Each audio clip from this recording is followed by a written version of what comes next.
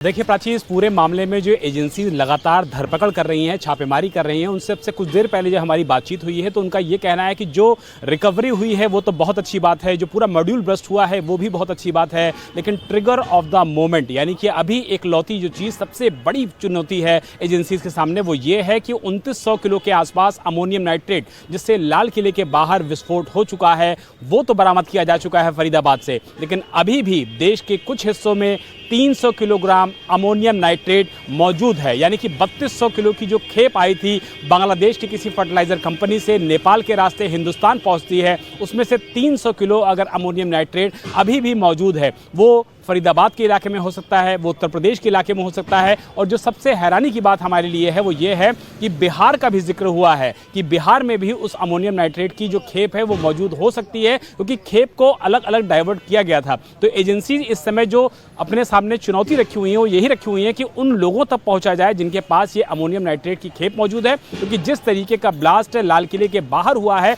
और हमारे जो सोर्सेज हैं वो हमको ये बता रहे हैं कि इस ब्लास्ट को किया नहीं गया था, बल्कि जल्दबाजी में, हड़बड़ीपन में ये ब्लास्ट हो गया था। रीज़न ये है कि मौके से कोई भी आईडी बरामद नहीं हुई थी, मौके से कहीं से भी कीलें बरामद नहीं हुई थी। जो किसी भी ब्लास्ट को अगर इम्प्लांट किया जाता है तो मौके पर जो चीज़ें मिलती हैं वो कम से कम लाल किले के ब्लास्ट में नहीं मिली थी, लेकिन हाई इंटेंसिटी ब्लास्ट था। 1 दर्जन के करीब लोगों की जान जा चुकी है और कई सारे लोग इसमें जानकारी दे रहे हैं। उससे ये समझ में आ रहा है कि अभी भी 300 किलो विस्फोटक है जिसकी तलाश भारत में की जा रही है, जिसके बारे में पता लगाने की कोशिश की जा रही है, और इसीलिए अभी ताबड़तोड़ एक्शन हम देख रहे हैं। दिल्ली ब्लास्ट के बाद फरीदाबाद से लेकर लखनऊ और जम्मू कश्मीर तक ताबड़तोड़ रेड चल रही है। जम्मू कश्मीर के कई जिलों में पुलिस सर्च ऑपरेशन चला रही है। शोपियां, कुलगाम, सोपोर, बारामूला में कई जगहों पर इस वक्त रेड डाली जा रही है, पता लगाने की कोशिश की जा रही है। सोपोर में जमाते इस्लामी के 30 से अधिक ठिकानों पर इस वक्त रेड डाली गई है। पुलिस ने सुरक्षा बलों के साथ तालमेल से ये कार्रवाई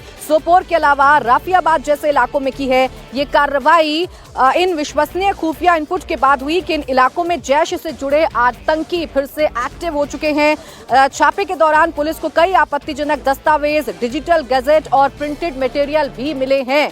तो सिर्फ दिल्ली में इस वक्त हलचल बढ़ी हुई नहीं है। दिल्ली से लेकर फरीदाबाद, फरीदाबाद से लेकर लखनऊ, लखनऊ से लेकर जम्मू कश्मीर, हर जगह सुरक्षा एजेंसियां एक्टिव हैं और जैश के इस मॉड्यूल का पता लगाने की कोशिश की जा रही है। उधर अगर शोपिया की बात कर लें तो शोपिया से गिरफ्तार मस्जिद के इमाम इरफान अहमद से पुलिस लगातार पूछताछ कर रही है। आपको जानकारी दे दें, इरफान को जम्मू कश्मीर पुलिस ने फरीदाबाद टेरर मॉड्यूल के मामले में ही गिरफ्तार किया था। इरफान अहमद श्रीनगर की मस्जिद में इमाम है, उस पर डॉक्टर्स को ब्रेन वॉश करने का आरोप लगा है। इरफान के साथ पुलिस ने उसकी पत्नी को भी हिरासत में लिया है। इरफान के पास से पुलिस ने 5 मोबाइल हैं वो भी जब्त कर लिए हैं। तो ये इस वक्त आपको खबर बता रहे हैं कि कैसे एक शख्स को गिरफ्तार किया गया है, उसकी पत्नी को भी गिरफ्तार किया गया है, और ये पता लगाने की कोशिश की जा रही है कि आखिर ये पूरी की पूरी जो वारदात है इसको कैसे अंजाम दिया गया, ये जो मॉड्यूल है वो कैसे काम कर रहा था। तो मस्जिद के इमाम इरफान अहमद से अब पुलिस लगातार पूछताछ कर रही है।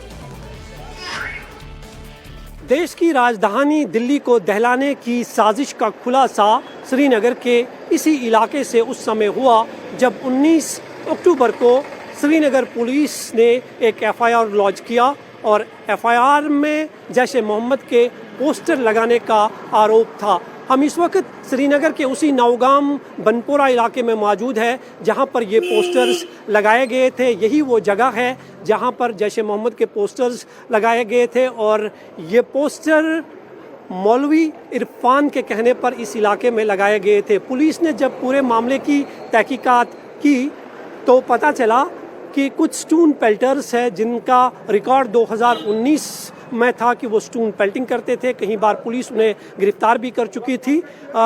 उन तक पहुंचने में जम्मू कश्मीर पुलिस कामयाब हो गई, और उनसे जब इंट्रोगेशन किया गया तो उन्होंने मौलवी इरफान का नाम दिया, और मौलवी इरफान शोपियान के रहने वाले थे। जम्मू कश्मीर पुलिस ने उन्हें गिरफ्तार किया।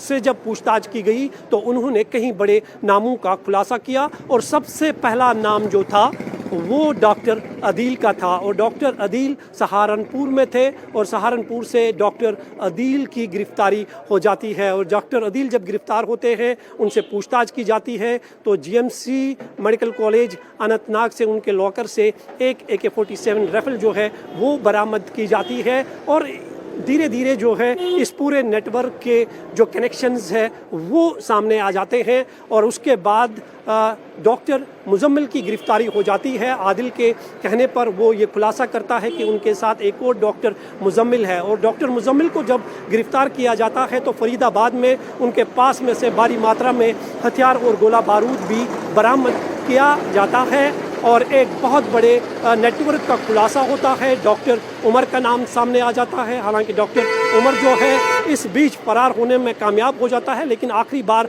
उन्हें दिल्ली ब्लास्ट होने से पहले कार में सवार देखा जाता है और पुलिस की जो इन्वेस्टिगेशन है। देखिए शोपिया की जिस मस्जिद में इरफान इमाम था उसी मस्जिद में इरफान को कमरा दिया गया था और उसी कमरे में अपनी बीवी के साथ इरफान रहा करता था। इस कमरे की जब छानबीन की गई, इस कमरे में जब तलाशी ली गई तो जैश के 3 पोस्टर इस कमरे से मिले हैं। आपको जानकारी दे दें कि इरफान के कहने पर ही इलाके में जैश के पोस्टर लगाए गए थे। तो ये बड़ी जानकारी इस वक्त मिल रही है कि शोपिया की जिस मस्जिद में इरफान इमाम था वहीं उसी मस्जिद में उसे कमरा दिया गया था, रहने के लिए कमरा दिया गया था जहां वो अपनी पत्नी के साथ रहा करता था और उसी कमरे में जैश के पोस्टर भी बरामद हुए हैं।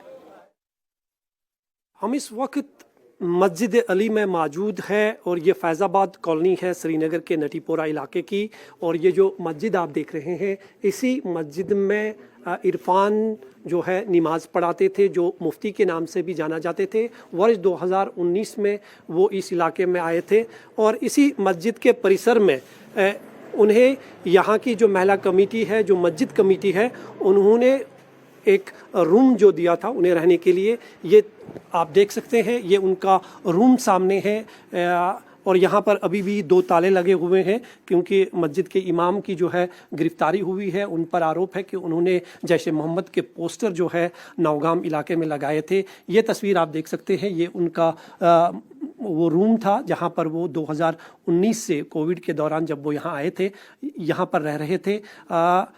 यहाँ के जो महिला कमेटी के प्रेसिडेंट है उनसे हम बात करने की कोशिश करेंगे।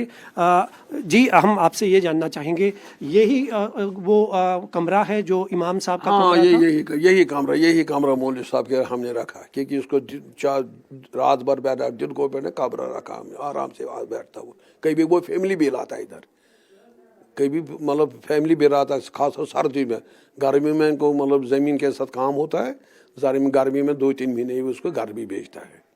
बाकी कमरा यही है। तो फैमिली में उनके साथ में कौन कौन हुआ करता था? सिर्फ बीवी, कभी माँ आता है, कभी ज़्यादा बीवी रहता है इधर। और कुछ लोग उनसे मिलने आते थे? नहीं, उसने वो यहाँ रखा ही नहीं धंधा। ये मतलब हमसाए भी अगर कोई लेडीज आते हैं फूक मारने के लिए, वो भी उसको बोलता कमरे में नहीं, या अंदर बैठूंगा मैं, उधर फूक अंदर कमरे में। वो लेता नहीं किसी लेडीज को अंदर, बोलता है नहीं इजाजत नहीं इसकी, मैं किसी लड़की से अंदर बैठूंगा और फूक मारूंगा। अच्छा, ये हमने देखा कि यहाँ पे 2 ताले लगे हुए हैं। ये 2 ताले किसने यहाँ पे लगाए हैं? एक ताला पुलिस के हाथ के पास चाबी, ये मौलवी साहब ने लाक रखा। जब उन्होंने खोला फिर उन्हें एक लाक लगाया और चाबी अपने साथ लिया। फिर मुझे वहम हो गया कि और मत कोई आएगा, ये ताला तोड़ेगा, खिड़की तोड़ेगा चोरी के लिए, तो मुझे ले जाएंगे पुलिस शायद आप लोगों ने। फिर हमने इसको दूसरा ताला लगाया और बाहर गेट पर भी हमने तमाम गेटों को ताला लगाया, अंदर मत कोई घुसेगा। तो छापा जब यहाँ पर पुलिस का पड़ा तो क्या क्या यहाँ से बरामद हुआ? यहाँ जब पुलिस आया मजिस्ट्रेट के साथ, बोला ये मजिस्ट्रेट साहब है।